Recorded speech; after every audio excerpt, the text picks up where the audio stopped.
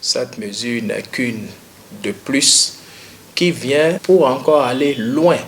Parce que déjà le gouvernement a fait voter en mars 2020 la loi numéro 2020-03 du 20 mars 2020 portant développement et promotion des petites et moyennes entreprises en République du Bénin. Cette loi disposait déjà que pour cette catégorie d'acteurs économiques importants en raison de la taille de l'économie nationale, qu'il fallait que l'État s'engage à honorer leurs factures maximum dans un délai de 2 mois, 60 jours. C'est ce qui était prévu déjà par la loi.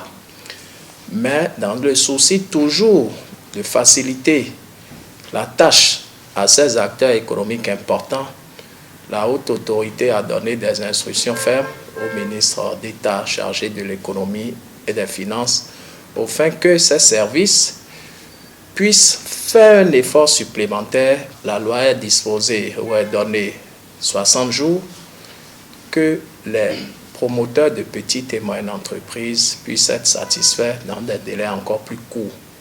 30 jours calendaires dès lors que la preuve du service fait aura été réelle. Je pense que les acteurs économiques eux-mêmes peuvent vous dire l'importance de cette décision que le président de la République a instruite. Parce que quand on n'est pas du secteur, quand on ne sait pas les peines, les difficultés que ces derniers vivent, avec comme corollaire les conséquences sur le développement, sur l'essor de leur entreprise, on ne peut pas juger à sa juste valeur, à la juste mesure, cette mesure de cette décision que je pourrais qualifier d'historique. Ce n'est pas pour rien que depuis octobre 2017, le président de la République, son Excellence le président Patrice Talon, a combiné le ministère en charge des PME et celui de l'emploi.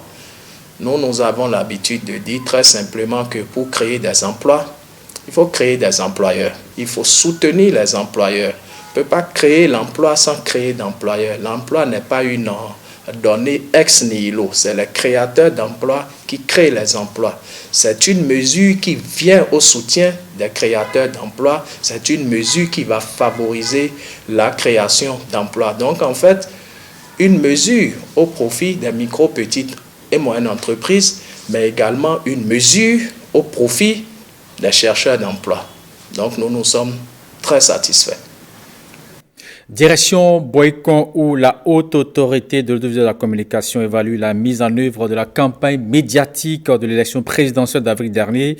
Quel bilan peut-on en faire aujourd'hui? Cette question est passée au peigne fin par les responsables d'organes de presse, des représentants du duo de candidats et la commission électorale nationale autonome, Ramatou Labani et donc Kompati. Voici le compte rendu. À l'initiative de la haute autorité de l'audiovisuel et de la communication, les maillons importants et incontournables du processus électoral évaluent la gestion de la campagne médiatique de l'élection présidentielle d'avril 2021. Le présent séminaire permettra d'évaluer nos forces et faiblesses à l'aune des objectifs contenus dans la décision numéro 21001/RAC portant création de la commission temporaire chargée de la campagne médiatique et de la décision numéro 21017/RAC portant réglementation de la campagne médiatique pour l'élection présidentielle 2021. Rémi Prosper Moretti et les 8 conseillers ont signé un véritable coup de maître pendant cette période de campagne médiatique malgré les difficultés. La gestion du secteur des médias, surtout en période électorale, reste complexe et délicate. L'implication et l'influence des médias en ligne sont de plus en plus grandissantes et ont tendance à se soustraire aux formes de régulation que met en place la HAC à travers ses décisions. Acteurs des médias, je vous présente mes remerciements pour cet exercice réussi de responsabilité et de professionnalisme pour le traitement et la diffusion des informations, toutes choses qui font davantage de vous les vrais acteurs de la paix dans notre pays. Les travaux au cours de ce séminaire vont consister non seulement à poser le diagnostic adéquat, mais aussi et surtout à proposer des approches novatrices pour une meilleure organisation des prochaines campagnes médiatiques des élections. Nous attendons de toutes et de tous une attention soutenue et une réelle proactivité. L'expérience enrichissante de nos partenaires, invités au présent séminaire, nous sera d'un précieux atout. Les travaux de ce séminaire durent 112 heures. Parlons à présent agriculture. La société Précis Plus ne compte pas rester en marge de la marche du Bénin vers la mécanisation agricole. Elle a mis à la disposition de certaines coopératives villageoises de producteurs de coton, du Borgou et de l'Aléborie des tracteurs subventionnés. La cérémonie de remise s'est déroulée hier matin en présence de Giscard Kovi et de Samirat Chabimane. Voici le compte-rendu. Précis Plus en appui au gouvernement dans sa politique de mécanisation de l'agriculture au Bénin. Une illustration parfaite du partenariat public-privé. Précis Plus est en partenariat avec l'Agence nationale de mécanisation agricole pour assurer une bonne mécanisation de l'agriculture au Bénin. Vous savez que le gouvernement béninois met à disposition des cotonculteurs et autres producteurs des machines agricoles à des coûts subventionnés. Et malgré ce programme-là, le besoin en machines agricoles est toujours présent. Une trentaine de tracteurs sont donc emportés par des groupements de producteurs de coton, du Borgou et de l'Aléborie. Je vais d'abord remercier le gouvernement de M. Patrice Talon parce que vu son arrivée au gouvernement, la production de coton est en train d'avancer. Saluer aussi et remercier aussi la société Précis Plus aux autres communes qui restent. Je leur demande de s'organiser pour qu'ils puissent rentrer en possession de ces machines. Pour bénéficier de nos machines, il faut d'abord s'organiser en coopérative ou passer par la FECECAM ou toute autre institution financière qui peut vous avaliser. Et après ça, vous vous rapprochez de l'UCOM. Et après ça, vous pouvez déposer votre avance sur un compte ou un payer tout à fait sur un compte. Et là, vous êtes programmé sur le délai de livraison. Avec de 13 millions, vous pouvez avoir un tracteur de 60 chevaux, Massey Ferguson, neuf, avec les accessoires.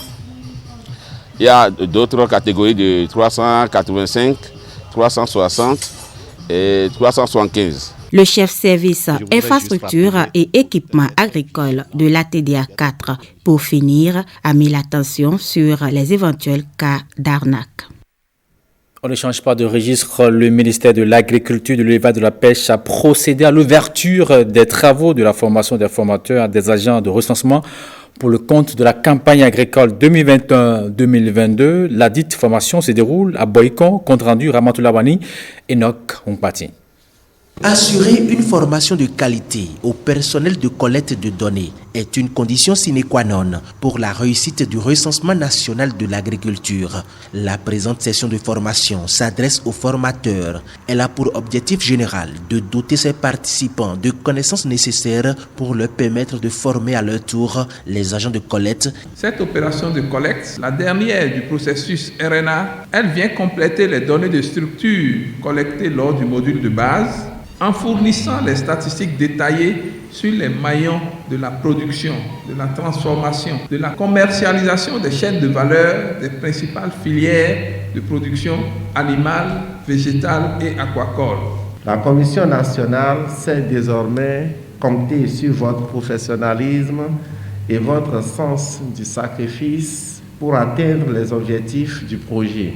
Il ne fait donc aucun doute que les attentes de cette session seront comblées et que vous repartirez de cet atelier suffisamment outillés pour assurer efficacement la formation des agents enquêteurs. Vous avez un important rôle à jouer.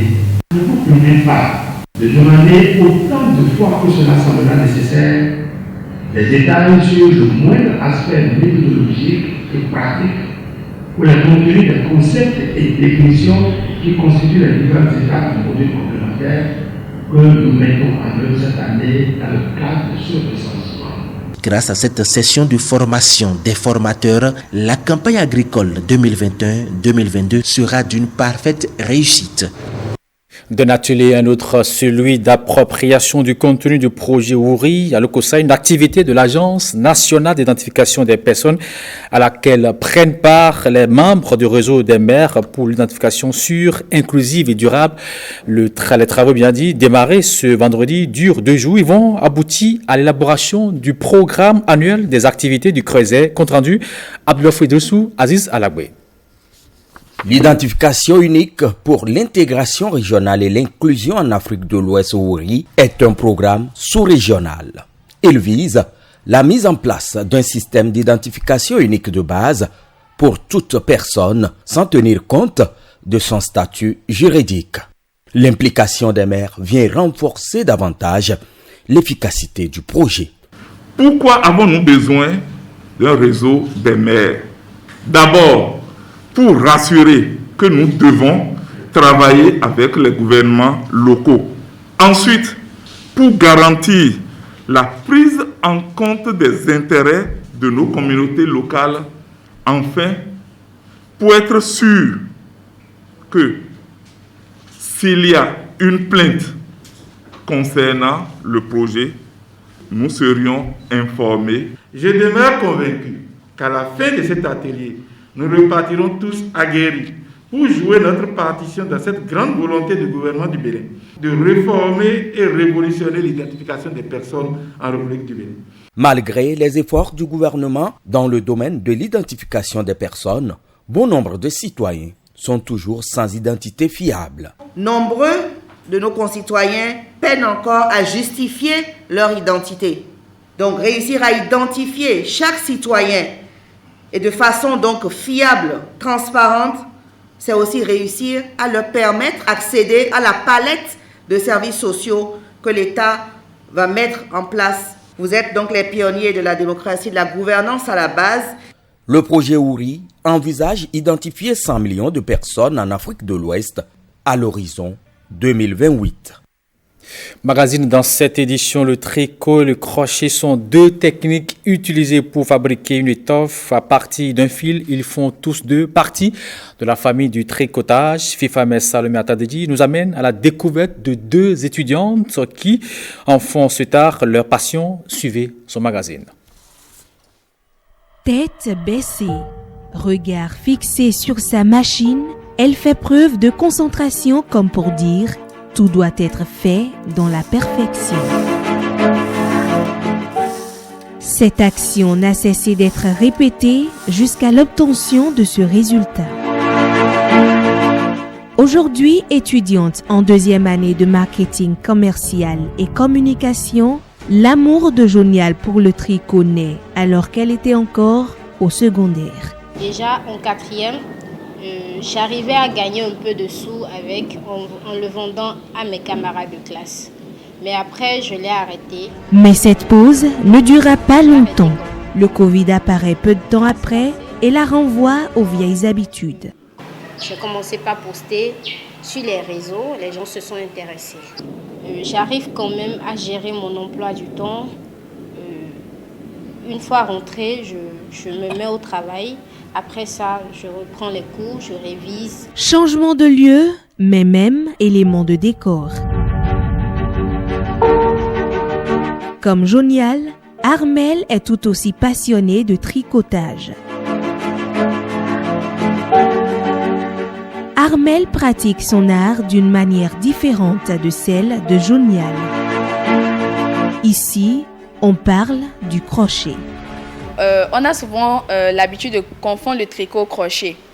Maintenant, quelle est la différence? C'est dans l'outil utilisé.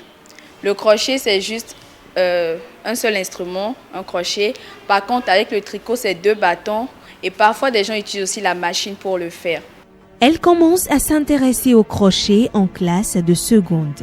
Au fil du temps, la jeune étudiante prend goût à la chose et n'arrive plus à s'en passer.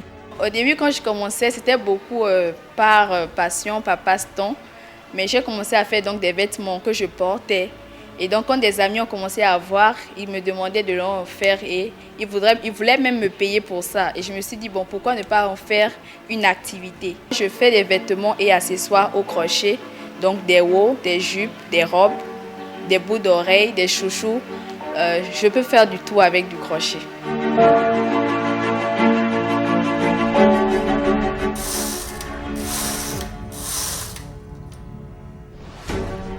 Il faut vraiment qu'on cherche nous-mêmes à faire quelque chose d'autre. Il ne faut pas uniquement se concentrer sur les études. Malgré les difficultés qu'elles peuvent rencontrer au cours de leur double vie estudiantine et artistique, ces jeunes femmes ne lâchent pas leur amour pour la laine tricotée au bout d'une aiguille ou encore sur une machine. Des initiatives à encourager fortement. Ce sera tout pour cette édition de la région. Merci d'avoir suivi. À 20h, vous serez avec Osia Sounouvou, puis à 23h30 avec Rachida Biomama. D'ici là, portez-vous bien. À demain.